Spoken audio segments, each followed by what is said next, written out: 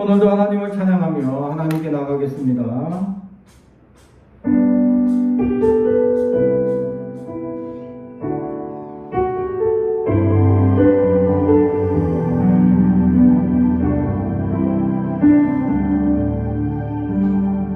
천번을 불러봐도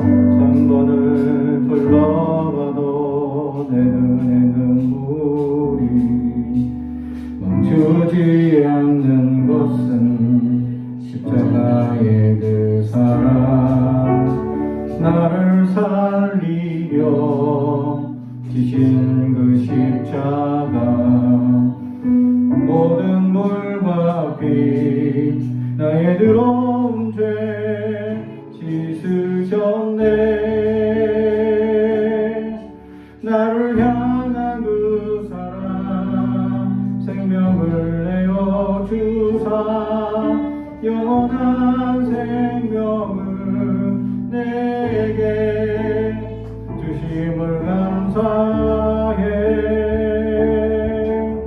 천번을 불러도 내 눈에는 눈물이 멈추지 않는 것은 십자가의 그 사랑, 나를 살리려 하늘보다 버리신 나를 사랑하신 분, 그분이 예수여.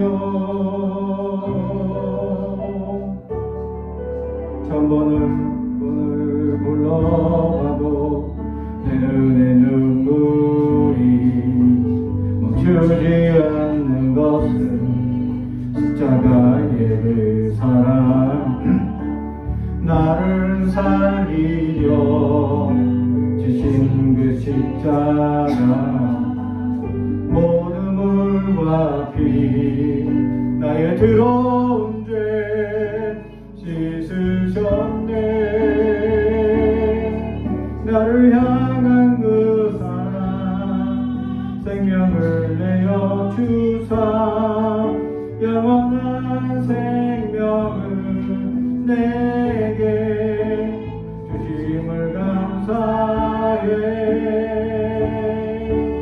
천번을 불러도 내 눈에는 눈물이 멈추지 않는 것은 십자가의 그 사랑, 나를 살리려 하늘보다 버리신 나를 사랑하신 분, 그분이 예수여.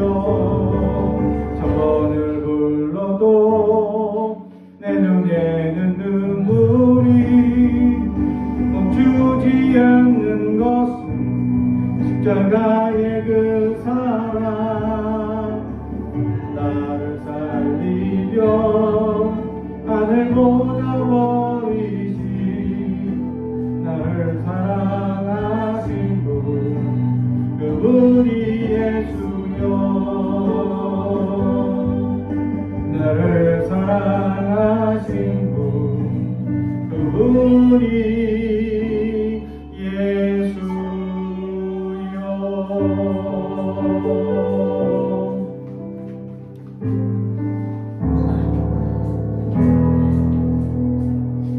아멘. 우리 계속해서 찬양합니다. 우리 인생에 하나님의 주신 크신 은혜를 기억하는 시간이 되길 주님이 축복합니다.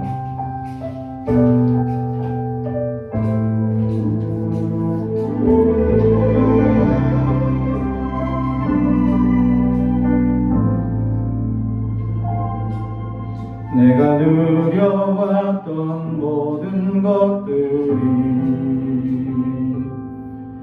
내가 지나왔던 모든 시간이, 내가 걸어왔던 모든 순간이 당연한 것 아니라 은혜였어. 아침 해가 뜨고 저녁엔 노을, 봄의 꽃향기와 가을의 열매 변하는 계절의 모든 순간이 당연한 것이 아니라 당연한 것 아니라 은혜였소. 모든 것이 내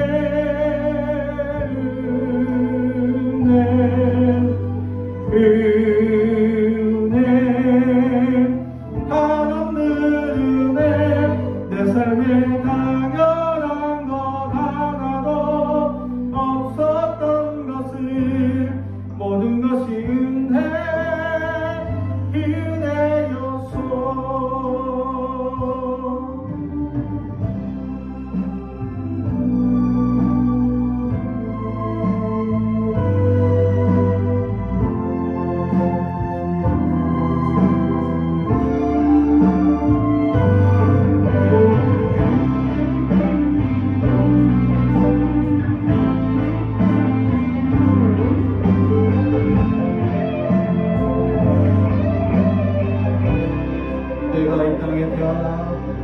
내가 이 땅에 태어나 사는 것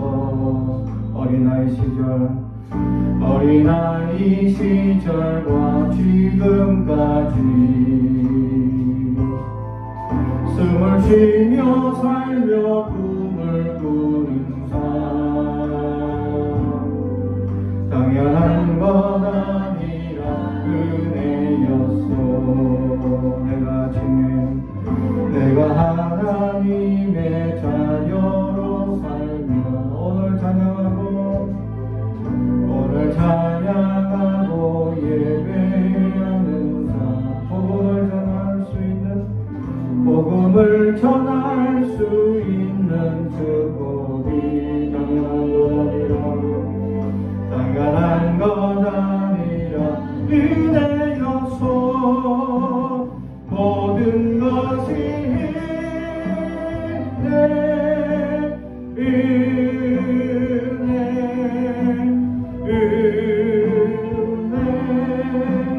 한없는 은혜 내 삶에 당연한 것 하나도 없었던 것을 모든 것이 은혜였소. 모든 것이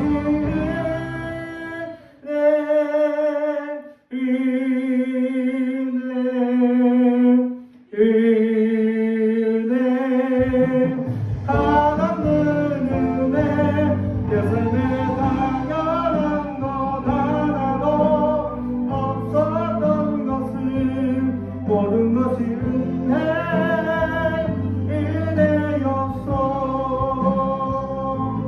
모든 것이 은혜였소.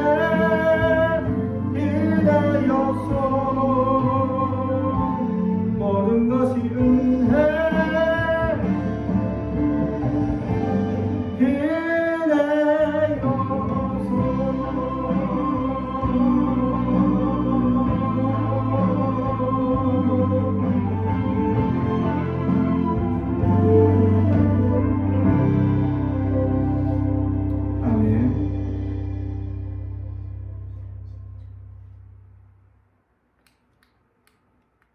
오늘 우리에게 주시는 하나님의 말씀은 마가복음 10장 1절에서 12절까지 말씀입니다. 마가복음 10장 1절에서 12절까지 말씀, 하나님의 말씀을 봉독하겠습니다. 하나님의 말씀을 경청해 주시기 바랍니다. 예수께서 거기서 떠나 유대 지경과 요단강 건너편으로 가시니 무리가 다시 모여 들거늘 예수께서 다시 전례대로 가르치시더니 바리새인들이 예수께 나와 그를 시험하여 묻되 사람이 아내를 버리는 것이 옳으니까 대답하여 이르시되 모세가 어떻게 너에게 명하였느냐. 이르되 모세는 이혼정서를 써주어 버리기를 허락하였나이다. 예수께서 그들에게 이르시되 너희 마음이 완악함으로 말미암아 이 명령을 기록하였거니와 창조 때로부터 사람을 남자와 여자로 지으셨으니 이러므로 사람이 그 부모를 떠나서 그 둘이 한 몸이 될지니라. 이러한즉 이제 둘이 아니요 한 몸이니 그러므로 사람이 짝지어 주신 것을 사람이 나누지 못할지니라 하시더라.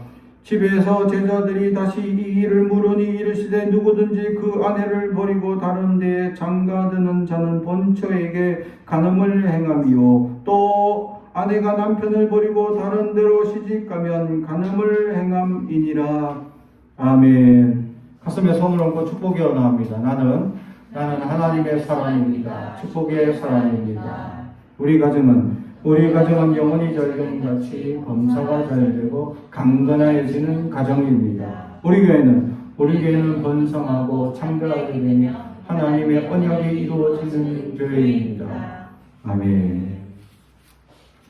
오늘 말씀의 제목은 믿음의 가정이라는 제목의 말씀으로 은혜를 나누고자 합니다.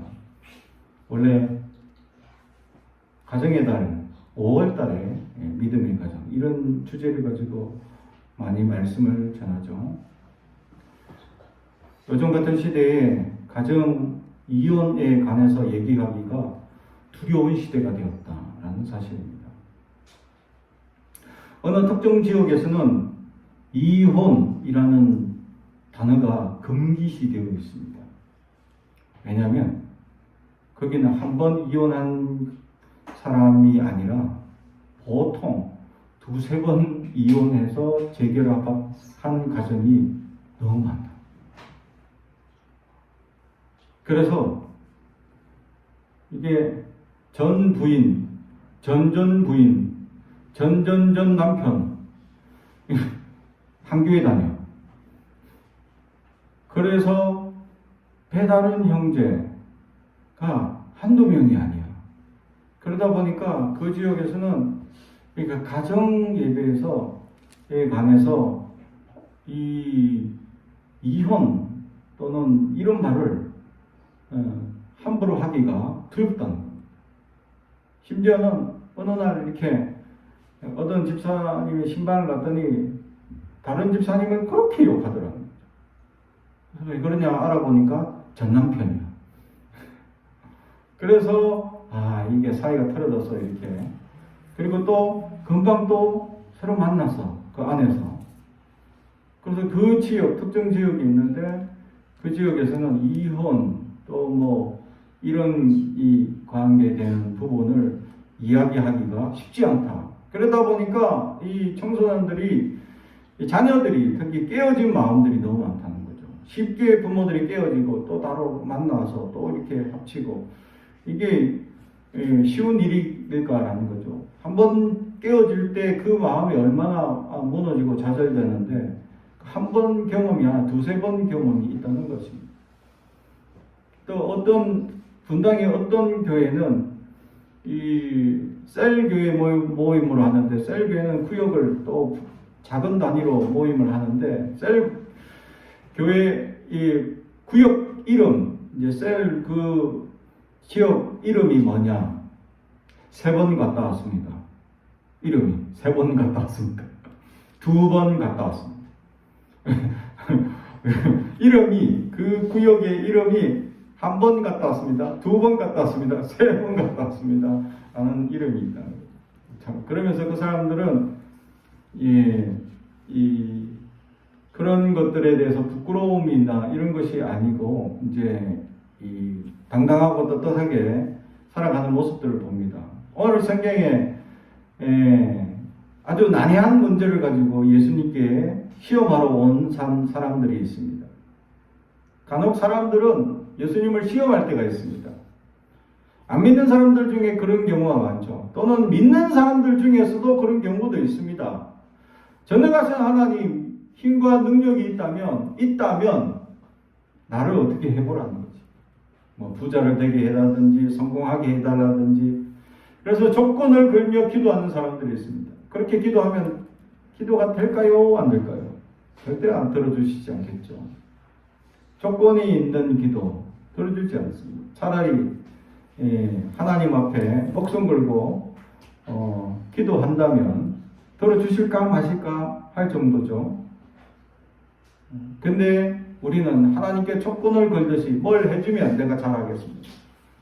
반대로 하나님께 하는 사람이 없더라라는 거예요. 부자 되게 해주면 내가 잘하고, 내가 뭘 성공하게 해주면 하나님께 잘하겠습니다. 지금 잘할 생각을 안 하고 뭘 해주면 잘하겠습니다. 하나님은 지금 잘하고 열심히 하는 사람을 세워주신다라는 사실이죠. 다윗이 어린 나이에도, 다윗이 왕이 될 때 나이가, 안수받을 때 나이가 몇 살이냐 하면 대충 만 15세 정도로 생각하고 있습니다. 지금 만 15세가 돼가고 있는 친구들 있죠. 지금 어떤 사람은 왕이 됐는데 여러분은 뭐 하고 있습니까? 그 사람이 왕이 될 수 있었던 조건은 뭐냐? 다른 게 아니에요. 양을 지키면서 막내인데 형들한테 밀려나서, 막내인데 형들한테 밀려나가지고 양치기를 하는 겁니다. 어린 나이에. 초등학교 때부터 양치기를 해왔던 겁니다. 양을 치다 보면 어때요? 사자도 오고 곰도 오고 맹수들이 와서 양을 이렇게 잡아갈 때가 있지 않습니까? 그러면 양치기들이 어떻게 해야 됩니까? 그 맹수들을 물리쳐야 합니다. 근데 다윗은 물리치는 연습을 했다는 겁니다. 그리고 그 가운데 있으면서 그냥 허송세월을 보낸 게 아니라 자연 만물을 누리면서 하나님이 역사하시는 역사의 눈을 뜨게 되었다라는 것이죠. 그래서 하나님이 우리를 지켜주시고 도와주시고 함께 해주시는 놀라운 역사를 찬양하는 찬양시를 하나님께 드리게 됩니다. 그래서 그 찬양을 얼마나 하나님께 영감 있게 찬양을 하는지, 다윗이 찬양하니까 사울이 귀신이 들려서 힘들어할 때 다윗이 찬양하니까 악신이 떠나가더라. 할렐루야. 그죠? 찬양의 힘이 이렇게 강력합니다. 찬양을 하면 사로잡혀 있는 모든 악한 영들이 떠나갑니다. 찬양을 하면 우리의 마음에 불안하고 힘들고 어려운 문제들이 해결된다라는 거죠.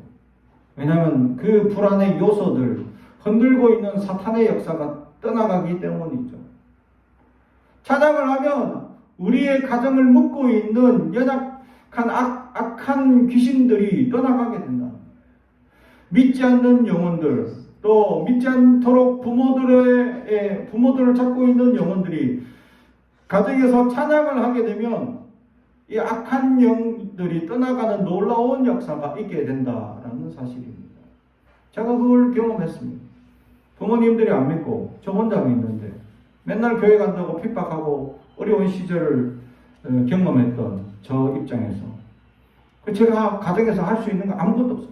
찬양밖에 없었어요. 그 전에 저희 집에서 뭘 했냐? 불교. 저희 어머니가 아주 신실한 불교 신자시라 카세트 불교 스님들이 뭐 연불 하는 거 있죠? 그걸 막 털어놓으신 거예요. 그러면 머리도 아프고 막 뭔가 마음이 복잡해서 더 싱숭생숭해. 차분한 게 아니에요. 저한테는 그게 맞지 않았던 거죠. 근데 예수를 믿고 찬양하기 시작해요. 제가 집에서 할 수 있었던 것은 내가 찬양이었어요.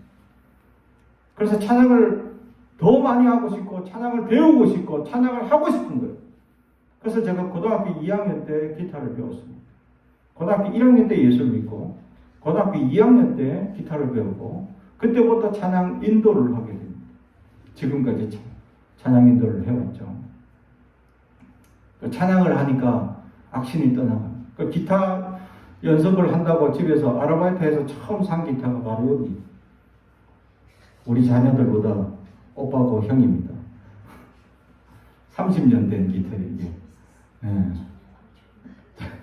저걸 제가 처음 아르바이트해서, 아르바이트 전 비용, 그때 30년 전에 이거 20만원 주고 샀어요. 그때는 엄청 큰 돈이야. 지금은 별로, 여러분들한테는 용돈 뭐, 한 번 받으면, 여러분이 용돈 많이 벌어왔죠? 11조 해야 되는데. 용돈 많이 벌어왔는데 벌써 다 쓰고 없어. 그죠? 그래서 그때, 지금은 뭐 한 번 용돈 받으면 몇십만원 벌죠? 제 때는 10만원은 거의 뭐 엄청난 돈이었어요. 근데 이걸 그때 아르바이트 비용이 얼마였냐면 30만원이에요. 30만. 한 달 꼬박 일해가지고 30만원 벌었어요. 근데 거기서 20만원 떼서 이 기타를 사고, 그때 연습을 시작했죠. 저걸로. 지금까지. 그래서 찬양인들로 쭉 해왔죠. 그렇게 집에서 제가 할 수 있는 것은 기타 연습한다면서 찬양을 부르는 것밖에 할 수 없었습니다. 그러더니 점점 집안을 묶고 있던 어둠의 영들이 물러가는 것을 나는 내 눈으로 목격하게 됩니다. 악한 영들이 우리 집을 사로잡고 악한 영들이 우리의 집 가정에 강력하게 사로잡고 있던 악한 신들이 다 떠나가는 역사를 저는 경험하게 됐어요. 특히 여러분 그거 혹시 경험해 보셨나요? 여러분 신주단지라는 게 있습니다. 무당을 불러와서 조상신을 모셔가지고 막 구슬을 하는 제가 어릴 때 했어요. 저희 집에서. 그래가지고 무당이 막 징치면서 막 하니까 저희 어머니가 뭔 단지를 하나 잡고 있는데 이게 막 눈이 뒤집히시더니 하고 진짜 넘어가시는 걸 내가 봤어. 근데 막 몸은 막 난리가 났는데 이건 안 떨어뜨려요. 희한하게. 나 이거 떨어져서 깰 줄 알고 옆에서 이렇게 받치고 있었어. 나는 깰라. 이거 비싸게 사왔는데 뭐 단지를 하나 준비하고 거기 안에 뭘 넣냐? 햅쌀을 넣습니다. 햅쌀. 그리고는 거기다가 그러면 그 햅쌀이 귀신이 먹는 양식이야. 그래가지고 무당이 난리치면 그 단지 안에 귀신이 머무는 거예요. 그 단지를 집안 한가운데 장롱 위에다 탁 얹어놓고 이제 날마다 저희 어머님이 기도하죠. 그리고 왜 그걸 했냐? 그것을 왜 했냐? 내가 점을 보니까 나의 점을 보니까 내가 3년제가 꼈다는 겁니다. 3년제가 뭐냐면 이 일반 이제 그 점을 보는 사람이나 이런 사람들이 늘 하는 건데 그 해에 특히 3가지 악재가 낀 거야. 뭐 물, 불 이게 다 조심해야 돼.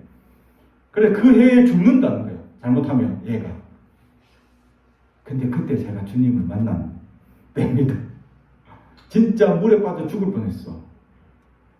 그래서 제가 수영하다가 물에 푹 빠졌는데 내 죽는구나. 바닷가에서 그제도 앞바다인데 이렇게 공 가지고 막 수영하다가 이거 공 안고 수영하는 거 위험합니다. 수영도 못하는 사람들. 이게 순간 파도를 탁 치니까 이게 공이 탁 하고 튀어서 도망가 버려요. 나는 이것만 의지하고 있었는데 그 한참 바닷가에 나왔는데 이게 도망가 버리니까 나는 어떻게 해요? 꼬르륵 하고 물에 깔아. 그 깔아앉는 순간에 내 머릿속에 스쳐가는 생각들이 내가 지은 죄들이 다 파로나는 것처럼 거짓말하고 하여튼 내가 행패 부리고 나쁜 짓 했던 거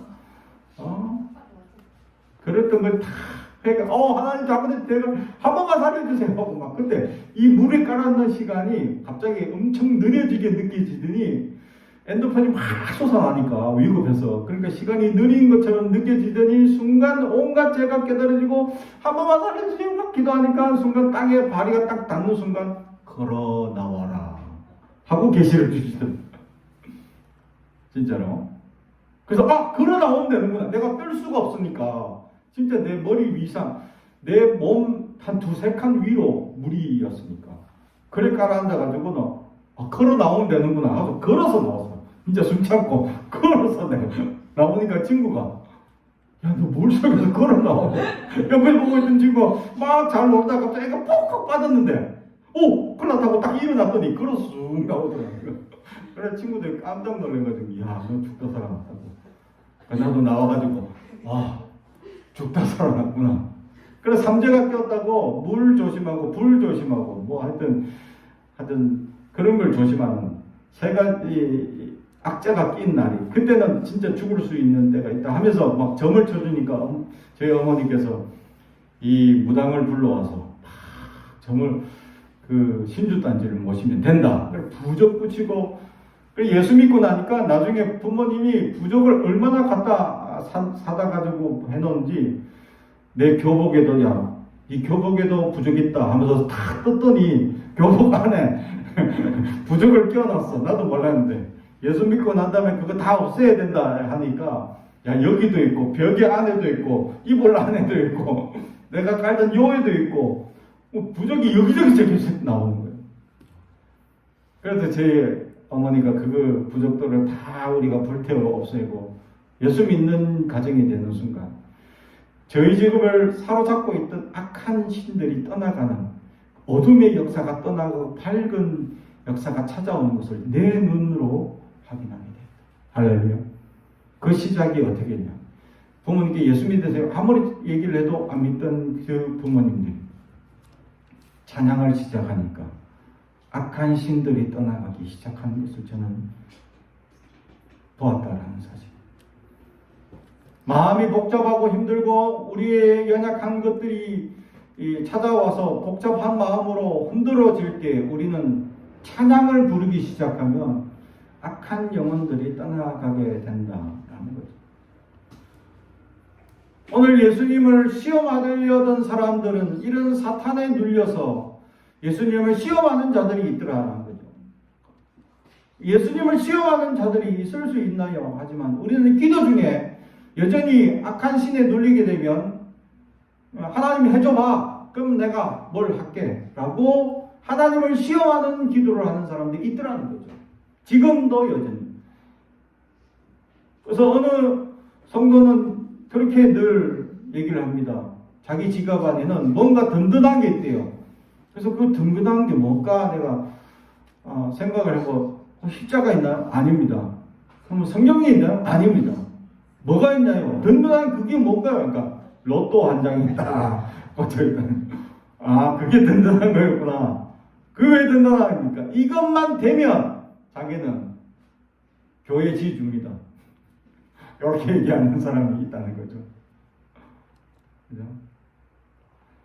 로또만 되면 제가 주를 위해서 열심히 헌신하겠습니다.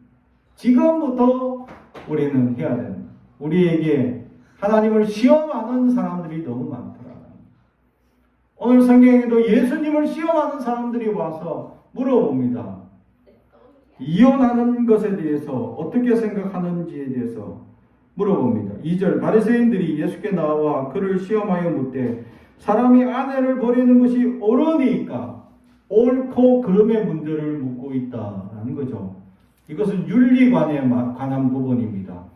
우리가 세상에 살면서 옳고 그른 것을 판단하기 어려운 문제들이 간혹 있게 된다라는 것이죠. 성경에서 말하는 절대적 윤리가 있습니다. 절대적 윤리는 살인하지 마라, 간음하지 마라. 이건 절대적인 윤리입니다. 그죠? 근데 살인하지 말라의 문제에 있어서 절대적 윤리가 있지만 또 상황적인 윤리라는 것이 적용되고 있다는 거죠. 오늘 성경에서는 절대적 윤리와 상황적인 윤리를 다 얘기하고 있다라는 것입니다. 그게 뭐냐? 이혼하지 말라. 이게 절대적 윤리입니다. 그런데 율법에서는 어떻게 기록됐느냐라고 예수님께서 되묻죠. 그러니까 이혼 정서를 내주라고 합니다. 그래서 실제로 많은 사람들이 아내를 데려왔다가 금방 이혼 정서를 내주고는 쫓아냅니다. 그게 왜? 다른 여자랑 결혼하기 위해서. 그래서 예수님께서는 그런 문화적인 환경이 너무 많이 주어지니까 사람들을 향해서 원래 이혼에 대한 것은 마태복음 19장에 보면 간음하거나 흠이 그렇게 현저하게 드러나는 죄가 있다면 그것에 관해서 이혼할 권리가 있다라는 것을 예수님이 얘기하죠. 그거 외에는 이혼하지 말라라고 되어 있습니다. 그러다 보니 이 시대는 그냥 모세 율법대로 간음하지도 않은 여인, 아내들을 그냥 갖다 버리는 그런 경우가 허다하게 많았다라는 겁니다. 그래서 예수님께서는 그것에 대해서 올바른 부부 관계가 어떻게 이루어지는 것인지에 대해서 오늘 성경은 얘기해주고 있다라는 거죠. 하나님이 사람을 창조하셨고 그 창조한 창조 속의 세계 속에서 자녀를 낳게 되는데 그때 자녀들은 부모를 떠나서 남자와 여자가 한 몸이 되는 하나님의 창조적 원리를 설명해 주고 있었다라는 것입니다. 그래서 만약에 이혼을 한다는 것은 다른 원래 살던 그 여인에게 있어서 간음하는 죄를 범죄하는 엄청난 큰 죄를 저지르는 것 같다. 이 시대의 간음죄는 무슨 죄냐? 라는 것이죠. 이 시대의 간음죄는 그냥 사람들이 그 사람을 데려와서 돌로 쳐 죽이는 그런 죄에 해당합니다. 큰 죄 중에서 가장 큰 죄, 늘 카테고리 속에 들어가는 그런 죄로 해당하는 아주 큰 죄죠. 간음이라는 것은. 그래서 간음한 여인이 있다. 그럼 그냥 돌을 쳐 죽여도 아무 할 말이 없습니다. 그러나 성경에 간음한 여인을 데려왔죠. 예수님 앞에. 이건 돌로 때려 죽여도 아무 문제가 없어요. 예수님이 봐도 문제가 없고 사람들이 율법에 봐도 문제 없고 여러 가지 윤리적 상황을 봐도 문제가 없는 사실입니다. 그래서 이 간음한 여인을 딱 데려와서 예수님 어떻게 합니까? 라고 물어보니까 딱 한마디 하셨죠. 죄 없는 자가 먼저 돌로 쳐라. 죄 없는 자가. 그러니까 사람들이 돌로 딱 치려고 돌을 들고 있고 야 이제 말 떨어지면 할 말 없거든. 바로 돌로 쳐라. 이거밖에 없습니다. 현저한 죄가 드러난 사람이니까. 그래서 가늠한 사람은 돌로 쳐 죽이는 게 당연히 율법에 정해져 있는 아주 중요한 범죄 중에 하나이기 때문이죠. 그런데 예수님 뭐라고 하셨습니까? 죄 없는 자가 먼저 돌로 쳐. 그러니까 돌을 들고 있던 사람들이 어떻게 하죠? 돌을 다 내려놓습니다. 그리고 예수님도 한마디 합니다. 죄 없는 나도 너를 용서하노라. 할렐루야. 주님은 우리를 용서해 주셨어요. 우리는 죄가 너무 많아도 한량없이 많아. 하루에도 수십 번 우리 안에는 죄의 갈등이 너무 많습니다. 신실하게 살지 못하고 늘 주님의 앞에 기도하지도 못하고 온전한 믿음으로 살지 못하고 우리는 너무나 큰 죄를 짓죠.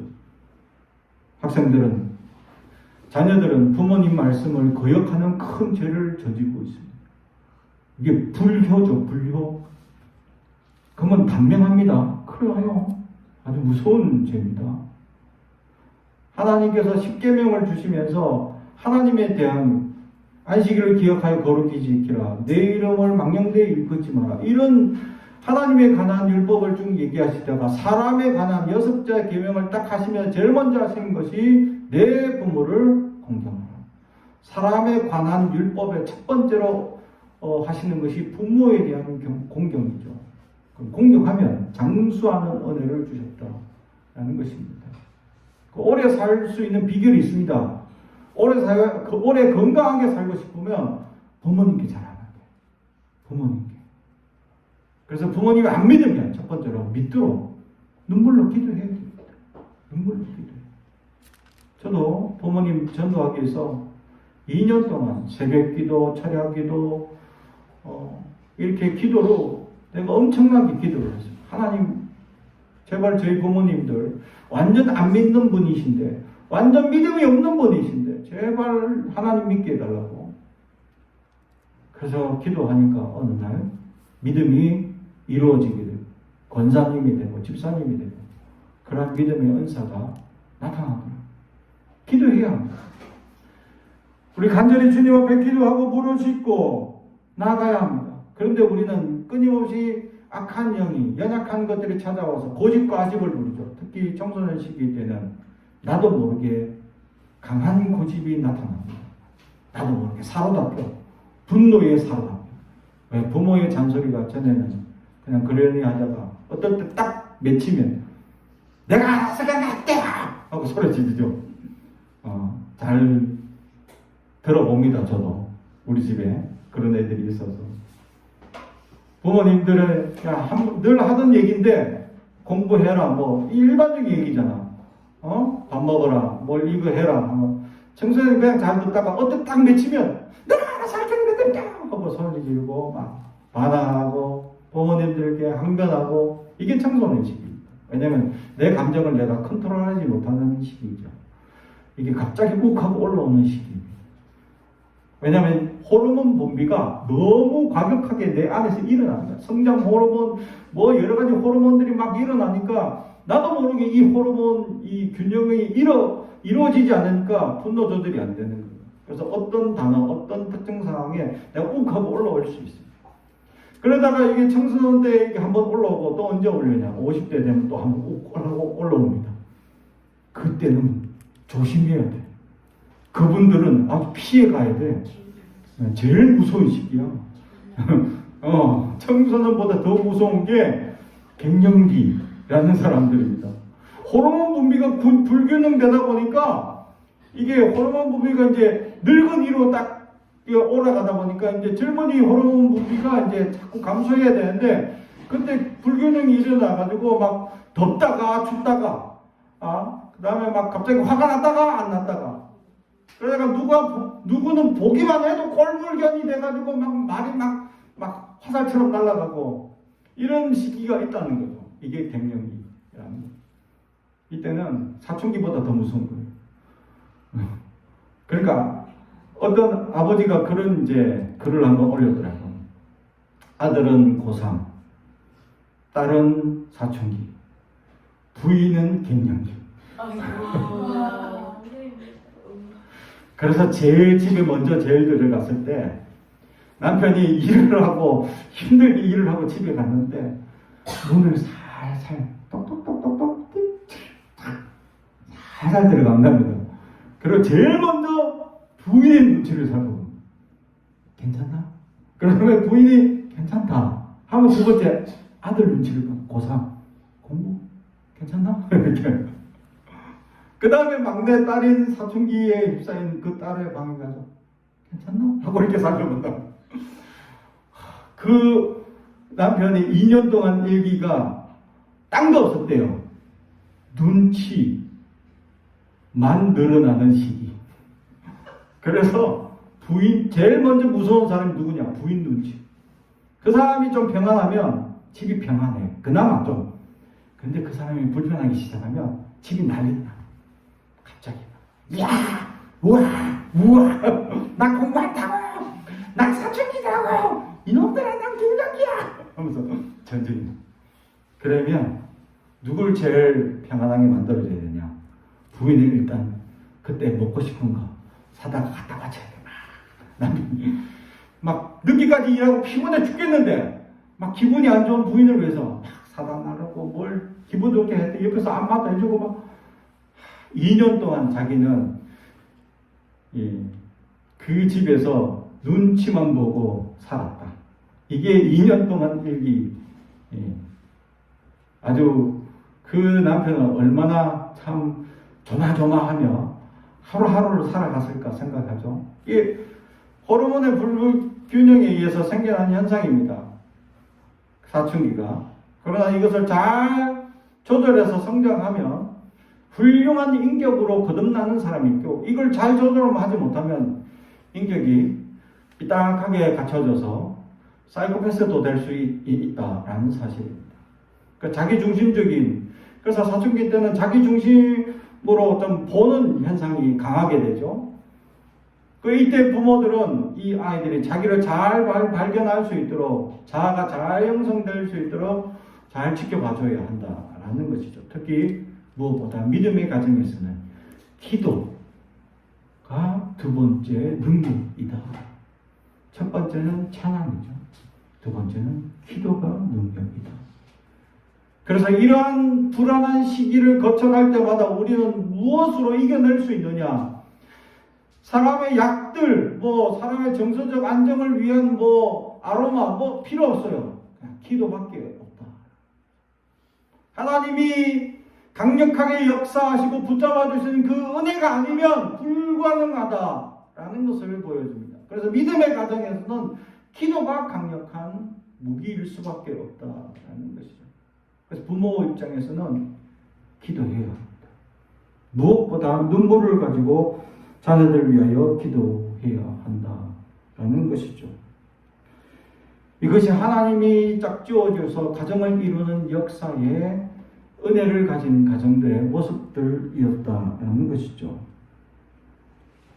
그렇습니다. 이혼하지 말라가 중요한 게 아닙니다. 사실 가늠한 현재한 것이 드러났다면 이혼하라고도 예수님은 얘기합니다. 그러나 근본적으로 이혼하지 않는 것이 원리다라는 것이죠.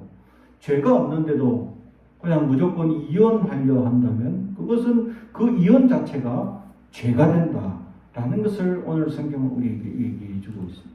다시 말하면 율법을, 정해진 윤리를 우리는 우리의 상황과 우리의 환경에 따라 우리가 마음대로 결정하려는 의지가 있다라는 거죠.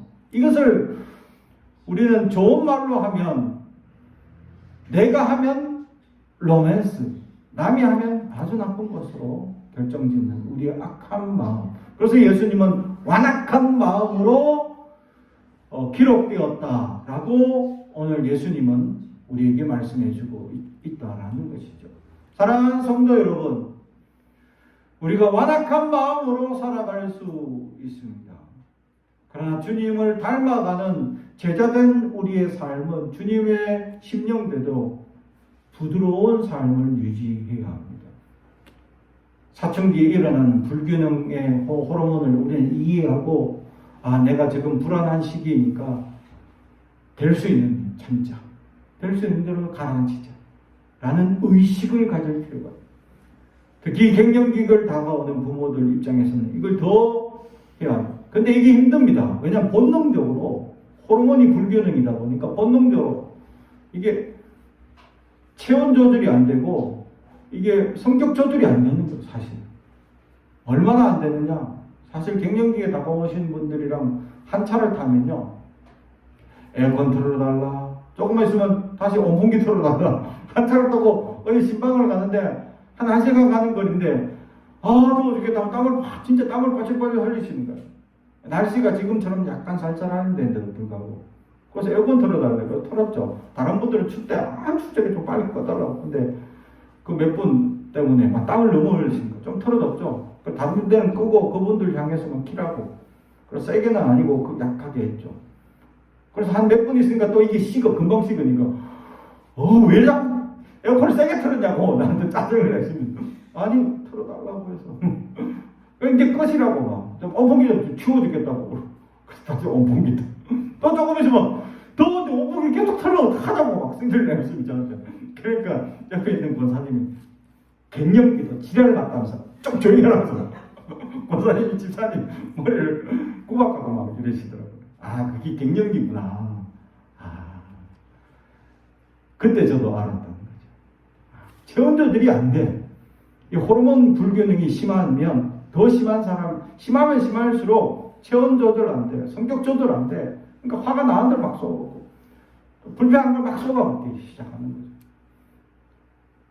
그래서 이걸 내가 깨닫고, 내가 지금 호르몬 불균형 시기이구나. 그래서 나도 모르는 분노가 끌어오를 수 있구나 라는 인지해야 합니다. 첫 번째. 그리고 두 번째는 이걸 가라앉히려고, 이걸 스스로 컨트롤할 수 있으려고 노력하는 자세가 필요합니다. 그런데 이거는 본능적으로 힘들기 때문에 이걸 본능을 붙잡을 수 있는 능력이 하나 있다. 그게 바로 기도라. 하나님이 붙잡아 주시면 가능하다라는 것입니다. 사랑하는 성도 여러분, 나도 모르게 일어나는 분노, 나도 모르게 일어나는 불균형들, 나도 모르게 본능적으로 불편한 마음들, 이걸 조정할 수 있는 능력은 기도밖에 없다. 내가 할 수 없기 때문. 그래서 믿음의 가정들은 기도가 넘쳐납니다. 기도할 게 끊이지 않기 때문이죠. 그래서 믿음의 가정들은 끊임없이 자녀를 위해서, 나를 위해서, 끊임없이 어려운 환경들에서 기도할 수밖에 없다라는 것입니다. 우리는 주님의 이름으로 세워진 하나님의 가정들입니다. 특히 교회는 믿음의 형제, 자매라고 의형제를 믿는 그런 그룹입니다. 서로를 사랑해주고, 서로를 격려해주고, 서로를 세워주고, 믿음 안에 자랄 수 있도록 우리는 기도하는 공동체가 될 수 있어야 할 줄로 믿습니다. 하나님이 붙잡아 주시면 우리가 할 수 없는 놀라운 능력들이 기도를 통하여, 찬양을 통하여 변화받는 놀라운 역사들이 우리 가정들 속에 나타날 줄로 믿습니다. 그래서 믿음에 찬양이 넘치고 다 천국을 누리며 아름다운 화목이 넘치는 가정이 되길 주님의 이름으로 축복합니다. 기도하겠습니다. 사랑과 은총이 가져가신 아버지 하나님 감사합니다. 오늘도 주님을 찬양합니다. 우리의 인생에 우리의 가정을 주시고 아름다운 자녀들 또 남편과 아내를 주심에 감사합니다. 하나님께 늘 감사와 영광을 돌리게 하시고 우리가 주신 것에 만족하며 하나님께 영광과 존귀를 드리게 하시고 늘 우리에게 주어진 자녀들과 부모들을 위하여 기도할 수 있는 믿음의 자녀들이 될 수 있도록 또 부모들이 될 수 있도록 붙잡아 주시옵소서. 우리가 그들을 쫓아다니며 기도할 수 없고 그들을 쫓아다니며 보살필 수 없기 때문에 하나님 늘 어디에 있거나 어떤 환경에 처하거나 어떤 어려움 속에 있든지 하나님께서 지켜주시고 보호하시고 함께하여 주시옵소서. 우리의 자녀들 무엇을 행하든지 형통하게 하시고 복에 복을 다하여 주시며 은혜가 넘치는 자녀들 또 건강이 넘치는 자녀들 될 수 있도록 붙잡아 주시옵소서. 감사드리며 예수님의 이름으로 기도합나이다. 아멘.